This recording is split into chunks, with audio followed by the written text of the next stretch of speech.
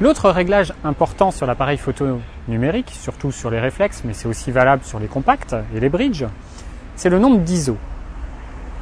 Le nombre d'ISO, c'est la sensibilité du capteur.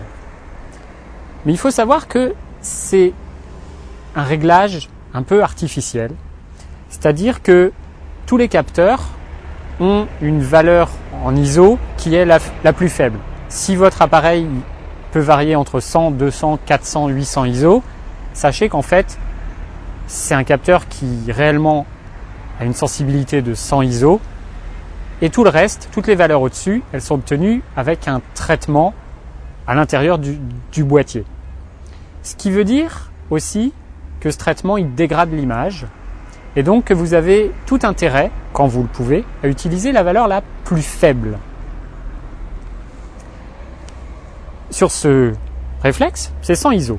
Donc, grâce à l'un des modes manuels, parce que ce n'est pas non plus possible si vous utilisez le mode vert, je vais choisir et descendre à 100 ISO. Je ne peux pas descendre en dessous, c'est 100 le minimum. Qu'est-ce que ça va changer si je fais ma photo, comme ça? Il va m'indiquer 1/2 centième de seconde.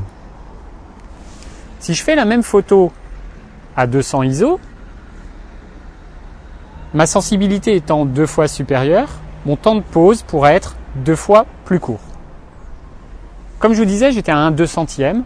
À 1/2 centième de seconde, il n'y a aucun problème, je ne risque pas de bouger pendant que je fais ma photo, elle ne risque pas d'être floue à cause du bouger. Mon modèle non plus, c'est pas une voiture de course, même si elle est très jolie, mais ça c'est autre chose. Et du coup, j'ai pas d'intérêt à utiliser des ISO plus élevés. Donc, quand l'éclairage vous le permet, ici on a un ciel gris voilé qui est quand même assez lumineux, vous avez tout intérêt à utiliser les ISO les plus faibles. Et ça, c'est valable en portrait, mais c'est aussi le cas en paysage. Par contre, si vous êtes en intérieur, ou si il fait assez sombre, la même photo, elle pourrait être, admettons, à 1/25e de seconde. Et à 1/25e de seconde, il y a des chances pour que je bouge. Sur certains appareils, pas beaucoup sur les réflexes numériques, mais en tout cas sur les compacts, vous avez une petite main qui apparaît. Une petite main qui fait « Ouh, attention, vous risquez de bouger ». Donc l'idée, c'est d'arriver à utiliser la valeur d'ISO la plus faible sans avoir cette petite main qui apparaît et sans avoir ce risque de bouger. Alors, comment savoir à l'avance?